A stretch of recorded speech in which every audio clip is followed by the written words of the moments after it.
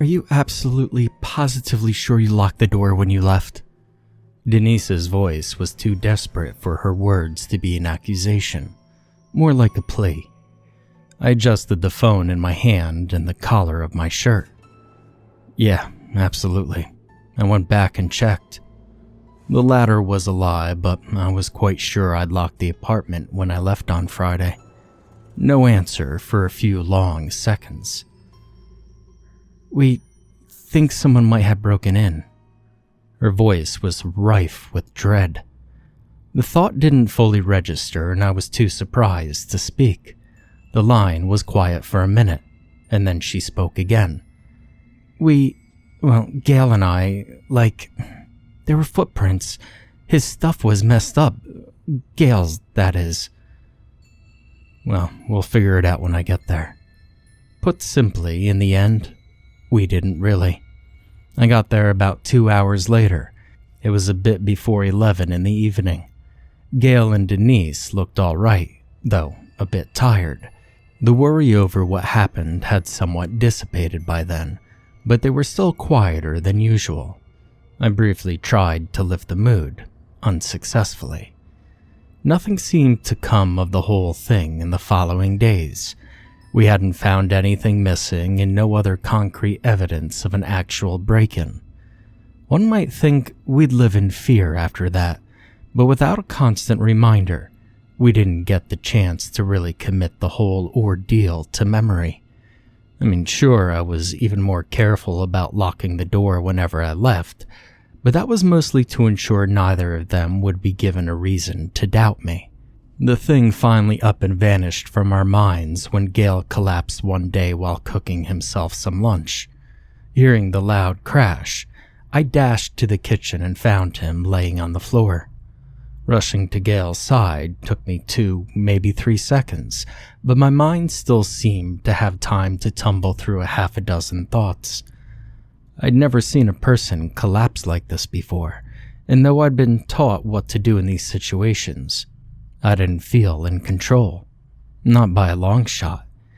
It was my own voice shouting Gail's name, which blew back to the fog machine's work in my mind. Gail? I sounded calmer than I had anticipated. Gail, what's wrong?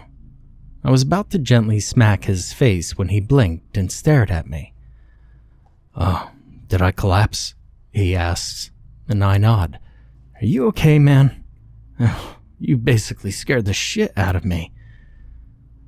I don't know, I don't feel anything weird or anything. He rechecks his explanation by pondering for a short while, considering whether or not he really is okay. I offered him my hand and picked him up. I was relieved to see how he could still stand. It took him a good long second to start laughing. Gail had a weird and what I think is kind of childish tendency to find serious stuff that somehow ended alright funny. His unwavering optimism would come, sometimes dangerously close to naivety. But in the moment, it was infectious, and I laughed nervously. Man, the exams aren't even starting and you're already passing out on me. And then I added, the weight of concern dropping my voice about half an octave. You really should head to bed and kick back a bit. I was preaching to the choir, though. He was already in his half of our room, climbing into bed. He chuckled slightly and said yes, apparently feeling the need to belay my fears. His success was limited. He'd forgotten to stop the water, which ran through the leaves of a head of lettuce. I closed the tap and I stared at the few brown roots, stretched like veins, reaching for the sinkhole. I started to worry about Gail. People just don't collapse, right? The question was the seed, and growing from it was a stem of possible reasons. Gail had just returned from a trip to Africa, where he'd spent a whole month working part-time at a laboratory. He got the relevant shots before going down there. But what if it was something else? A couple of years ago, in high school, we were privy to a slideshow of downright nightmarish afflictions one could pick up in Africa, and I remember one called river blindness most vividly. a parasite worm that lives, feeds, and breathes inside of your eyes. Apart from that wonderful nugget, my knowledge of diseases indigenous to Africa was very limited. My ignorance was anything but bliss. Rather, it was simply negative space to fill with terrifying possibilities. Gale woke up a couple of hours later with eyes as glassy as marbles. He was sick. I brought him a glass of water and pelted him with questions about what could have caused it. He didn't mind me asking, but he didn't seem to have any idea about the origin of his sudden illness either. On Friday, I decided to stay with him over the weekend to make sure he's alright. We usually went back home at the end of the week, since it was a 2-hour drive home. That was the day his fever peaked. "Man, I could feed you brownie batter and it'd cook by the time it got to your stomach," was my answer when he announced his temperature. That night I stayed up late doing homework when Gale decided it was time to scare my very soul straight out of me by talking in his sleep. He did that sometimes, and it's usually most akin to listening to Gale's side of a telephone conversation with his mother. Without exception, I'd forgotten everything he'd ever said in his sleep up until that point. After endangering the cleanliness of my underwear, he took a pause, drawing air slowly and calmly again. I chuckled to myself and rolled my eyes slightly. He and Denise would surely find the story hilarious in the morning. And then he woke up again. The pitch of his voice was higher, and he mumbled quickly. He sounded like he was resisting something, and hearing it made me uneasy. It was like watching a typical buffing scene from a movie, the sound lagging behind or staying just ahead of the picture. In that tender state of mind which seems to result from staying awake past one's bedtime, I felt disturbed. To my utter relief, his fever fell a bit the following day. This was reason enough for me to convince him to take him to the doctor. Our best bet was the hospital, but neither of us had a car, so we had to take the bus. After an hour of being crammed in a sweaty bus whose driver had decided that the summer had ended and air conditioning was no longer needed, in spite of the blazing heat outside, we had to wait another 30 minutes before he could go in. The trip back was even less fun, especially because of the dissatisfying, "It's probably nothing," Gale had gotten as his diagnosis. His fever was back, eyes bloodshot and glossy, and he even had to lean on me for support as we returned home. And I felt tired walking back from the station. And that was the first time I saw a certain white van parked outside of our apartment block. That same van, recognizable by a red eye logo of some sort, found a different parking spot on our street every single day from then on. Whenever I walked past it, on my way to college or to the store, I would see the driver shamelessly staring at me. And from what I could see, he was a man in his 40s, possibly 50s, with round, dark eyes set deep into his face. They followed me like two black camera lenses. The TV company, no doubt scamming grandmothers and installing satellite dishes to spite the digital age and turn a short-term investment. Or so I thought. I took it up with Denise, who said at first that she hadn't noticed it. She came back to me, totally creeped out later that same day, saying she had seen the van and the guy. In the middle of the week, I found one of Gale's potted plants had been completely destroyed, only a few green bits poking out of the dirt. He avoided the question when I asked him. And then something else happened. It must have been Friday or at least Thursday, because Denise was already gone for the weekend, and I decided to stay with Gale again. I was awakened in the middle of the night by the sound of the front door being unlocked. Now I checked the time on my phone, 2:30. Was Denise coming back this late? And why? And why was she struggling with the lock so much? I decided to let her in and ask her why she'd come back and why she was so late. "Denise, hang on, I'll get it for you," I said. The clicking noise stopped immediately and was followed by a short silence. Then, footsteps, at least 2 sets, rapidly receding away from the door. I unlocked the door, threw it open, and looked outside, but I had taken too long. The culprits were already behind the corner and stomping down the stairs at full speed. I considered giving chase, but I decided against it. There were at least 2 after all, and I was in my underwear.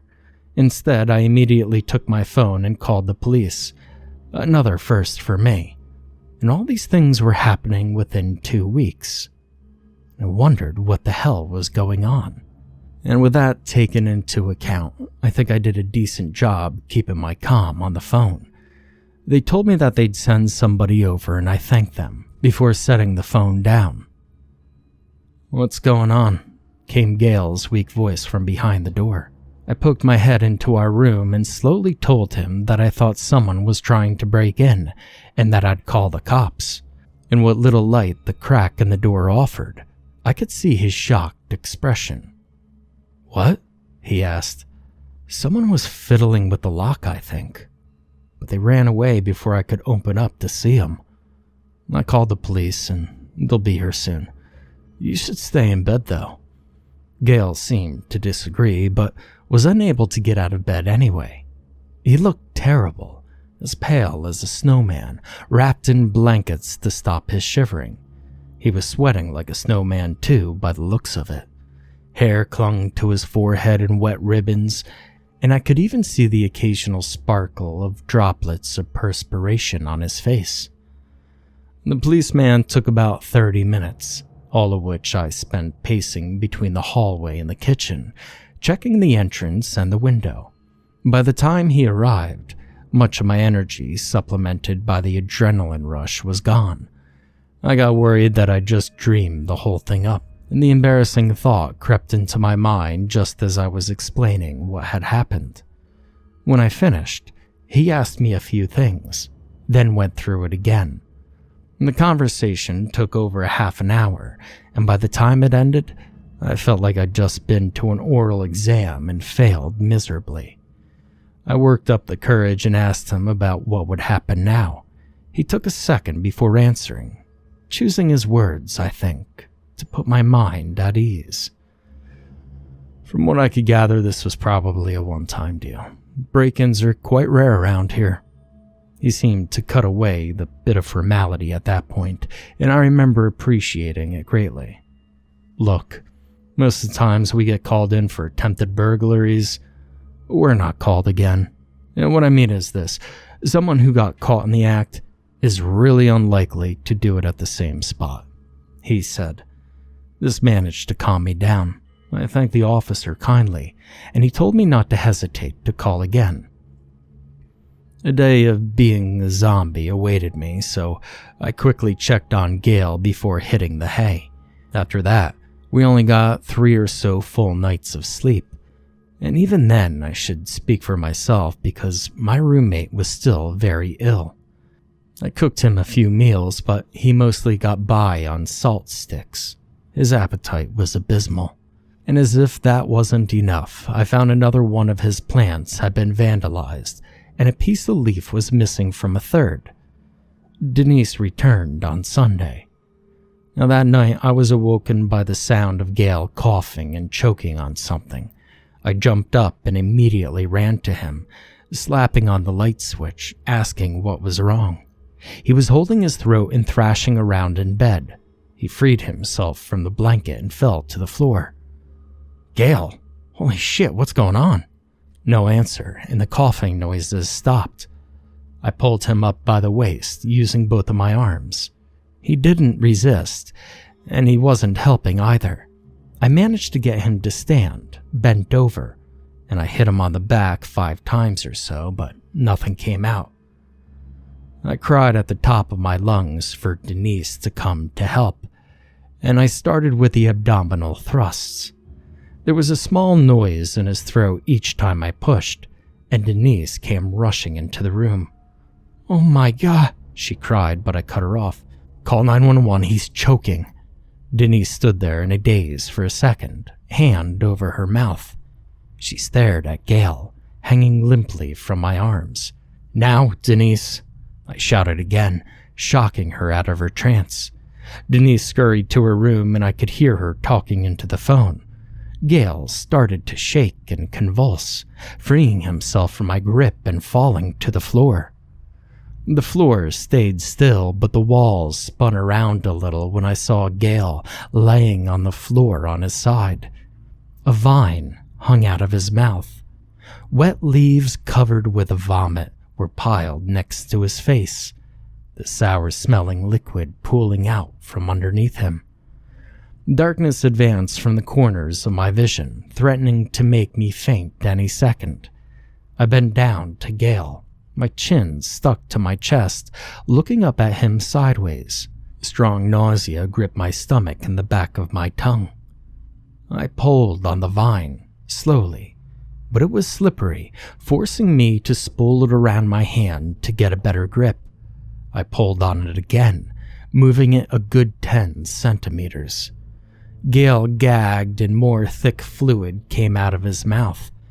There were undigested bits of leaves, not attached to the vine as well. I gripped my teeth harder, wondering how much longer I could do this for. And that's when the paramedics stormed in. Denise had led them into the room and they shoved me out of the way. I immediately ran to the toilet and emptied my stomach. I then got up, washed my hands and face thoroughly, feeling incredibly lightheaded. Gale was already on the stretcher and the men were carrying him outside. And just then, a weird thought occurred to me. In my dizziness, one of the paramedics seemed familiar for some reason, but I couldn't pinpoint it exactly. I thought I almost had it, but I couldn't remember at all. 10 minutes later, a loud siren announced an ambulance pulling into the street. Every blare it made sent a chill down my spine. The paramedic I'd recognized carrying Gale away earlier was the one from the van that had been watching us. Denise held a confused conversation with the real paramedics while I dialed the police, sitting on the floor under the window. Denise and I spent the rest of the night at the police station, sleeping on the waiting chairs after answering God knows how many questions. There's been no news of Gale's whereabouts since. Denise and I were told to move out of the apartment, and neither of us complained one bit about it.